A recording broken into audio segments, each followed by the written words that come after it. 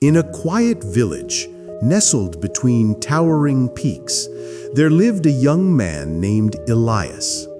At 24 years old, his life should have been full of promise, but instead, his days were clouded by an endless stream of anxious thoughts. Each morning brought regrets about yesterday, and each evening carried fears about tomorrow.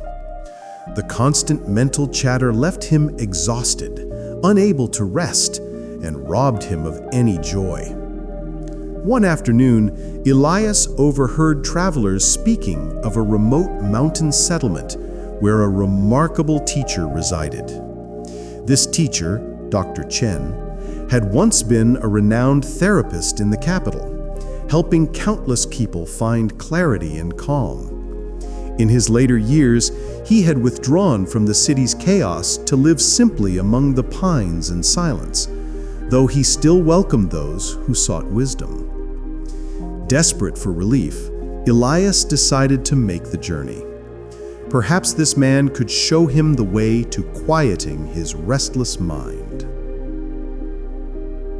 After several days of difficult travel through winding mountain paths, Elias finally arrived at Dr. Chen's modest dwelling.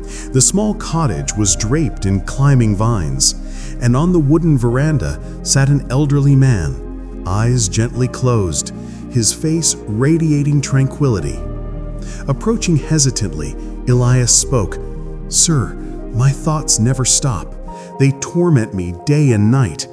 I've come hoping you might teach me how to find peace."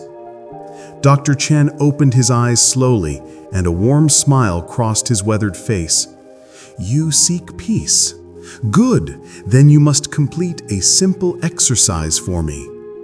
He led Elias to the courtyard and filled a glass with water until it reached the very brim, so full that the slightest movement would cause it to overflow.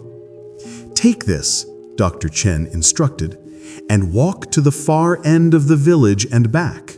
But you must return without having spilled a single drop." Though puzzled, Elias accepted the challenge. Gripping the glass with both hands, he began his careful walk through the village streets. The path was alive with activity. Merchants haggled over prices, children chased each other through alleys, dogs darted between carts. But Elias noticed none of it. His entire being was focused on the water trembling at the rim of the glass. Each step was deliberate, measured, mindful.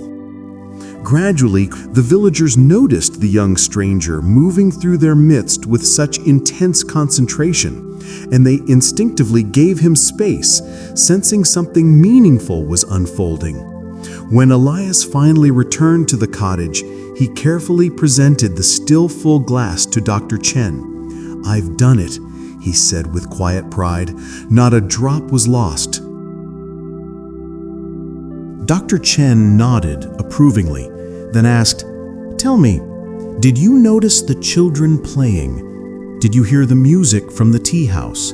Did you see the sunset beginning to paint the sky?" Elias paused, suddenly aware. "No, I saw nothing but the water. I heard nothing but my own breathing." "Exactly," Dr. Chen replied, his voice soft but clear. "What you experienced in those moments was the answer you traveled so far to find.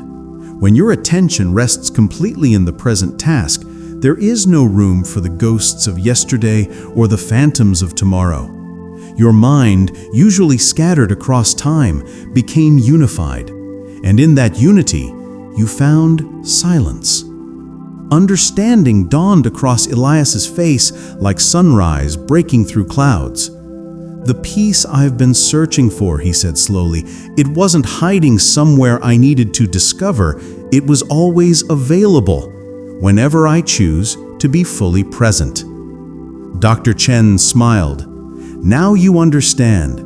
The storms in your mind arise from dwelling in the past or fearing the future. But this moment, this single present moment, is always calm at its center." As the evening light softened and birds returned to their roosts, Elias prepared to journey home. but he was no longer the same man who had arrived days earlier. He carried with him not a solution to his thoughts, but a practice, the simple, profound art of bringing his attention back to now. The mountains remained as tall, the path as difficult, but Elias walked with a lightness he hadn't felt in years. Whenever his mind began to wander into worry or regret, he remembered the glass of water and returned his attention to the step he was taking, the breath he was breathing, the moment he was living. And in those returns, again and again, he found his peace. The story of Elias and the glass of water is more than just a tale. It's a mirror reflecting something profound about our own lives. How many of us wake up each morning already exhausted by thoughts we haven't even thought yet? How often do we replay conversations from yesterday, rewriting them in our minds, wishing we'd said something different? How much energy do we waste worrying about outcomes that may never come to pass? Elias's journey reveals a truth that ancient wisdom traditions have taught for thousands of years, and that modern neuroscience is now confirming. Our suffering is rarely about what's actually happening in this present moment. Instead, we suffer from our relationship with time, from memories we can't change and futures we can't control. When Dr. Chen handed Elias that glass of water, he wasn't just testing his balance or coordination. He was offering him a direct experience of what the mind feels like when it's not fragmented across the timeline of past and future. For those precious minutes, Elias's entire being was unified around one simple task. And in that unity, something remarkable happened. The mental chaos that had plagued him for so long simply disappeared. This is the gift of presence. Not that our problems vanish or our circumstances magically improve, but that we discover a place of steadiness within ourselves that exists independent of those circumstances. We realize that peace isn't something we need to achieve or earn. It's what naturally emerges when we stop abandoning this moment for the illusion of somewhere else, some other time. You might be thinking, but my life is complicated. I have real responsibilities, real problems. I can't just focus on a glass of water and ignore everything else. And you're absolutely right. Dr. Chen wasn't suggesting that Elias should walk around forever staring at water, oblivious to the world. The glass was simply a teacher, a tool to demonstrate what's possible. The real practice begins when we bring this quality of attention into our everyday lives. When we're having a conversation, can we actually listen, or is our mind already preparing what we'll say next? When we're eating a meal, can we taste it, or are we scrolling through our phones, our awareness somewhere else entirely? When we're walking, can we feel our feet touching the ground, or are we lost in a mental rehearsal of an argument we might have tomorrow? These moments of presence might seem small, even insignificant, but they accumulate. Like drops of water filling a vessel, each moment of genuine presence strengthens our capacity to remain grounded even when life becomes turbulent. And life will become turbulent. Challenges will come, losses will occur, disappointments are inevitable.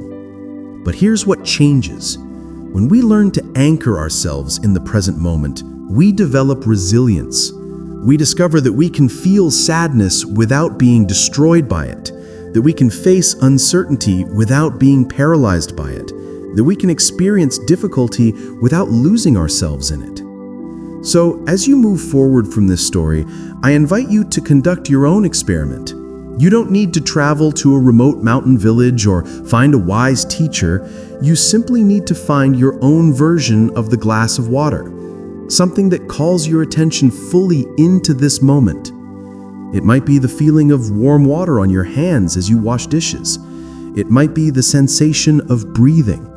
It might be the simple act of noticing the colors and shapes around you, really seeing them as if for the first time. Whatever you choose, practice bringing your full attention to it, again and again, with patience and gentleness toward yourself. You'll notice your mind wandering. It's designed to wander. That's not failure. That's just what minds do. The practice is simply noticing when you've drifted away and gently returning, just as Elias returned his focus to the water in the glass, step after careful step. In time, you may discover what Elias discovered, that the peace you've been searching for wasn't hidden in some distant place or dependent on getting everything in your life perfectly arranged. It was always here, waiting patiently in the only moment you ever truly have, this one. Thank you for spending this time with me and with Elias's story. If this message resonated with you, consider sharing it with someone who might need to hear it. Sometimes the simplest truths are the most transformative, and we never know whose life might be changed by a reminder to return to the present moment. Until we meet again in the next story, I wish you moments of genuine presence, spaces of true peace, and the courage to keep returning to now. Stay well, stay mindful, and remember, the glass of water is always in your hands.